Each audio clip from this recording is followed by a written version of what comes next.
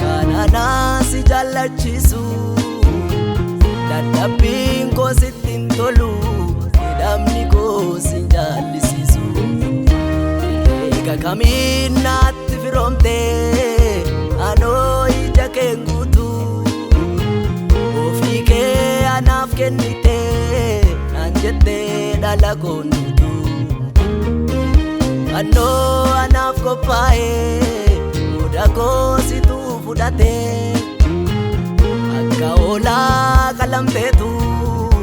abbaa raaraa taate baay'eedha oolmaaf mannoo kan ilma Waaqayyoo na keessaa qabda yaadannoo baay'eedha oolmaaf mannoo kan ilma Waaqayyoo na keessaa qabda yaadannoo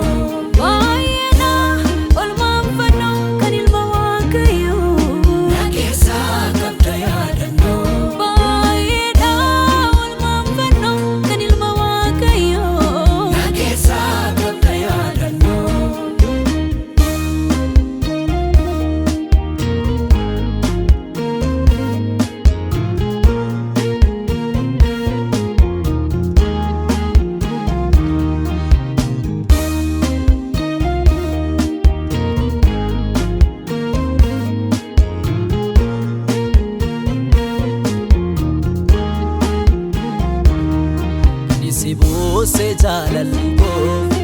fedha kee si gaachisiise amman baay'ee dharaarri kee ombeekiin na faarfachiise gicha koo kan hin qabne mudaa guddaa isa hin raafamne ati jirtuu amma langaa dheeraa kunoo du'ee nafne kophaa kee gooftaadhaati sodaadhaan garaan koo raafamu Nabe wana sinjedu Magaan kee barana faarfamu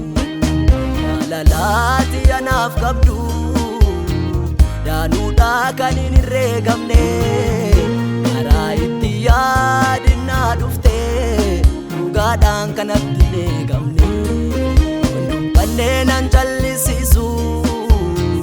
oolmaan kee natti guutama sirraan naladhee sanyiin si'i kanaaf asitti waamama baay'eedha oolmaaf mannoo kan ilma Waaqayyoo na keessaa qabda yaadannoo baay'eedha oolmaaf mannoo kan ilma Waaqayyoo na keessaa qabda yaadannoo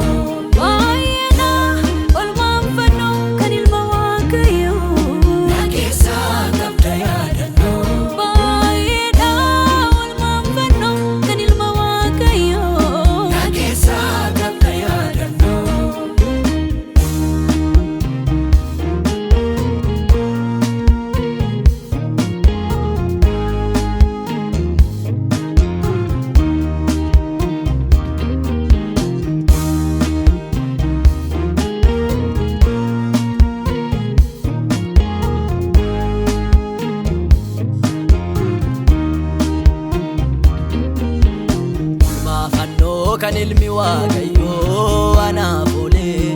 ramba'uu faarfachaa yoo nolaa bulee na turee abaaramaan kaffannoof malu akkoo baattee fannifamtee otoo dhumtuu laalu mal'ootuu sitti toleessa koo jaallattee kana takkaas nama rarsiifatte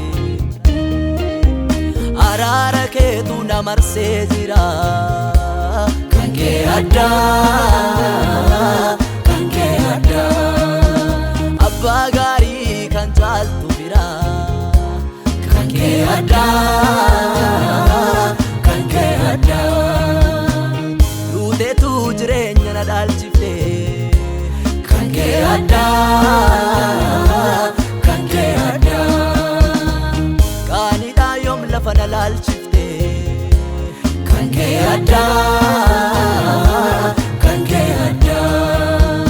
Arara ke tu na marse jira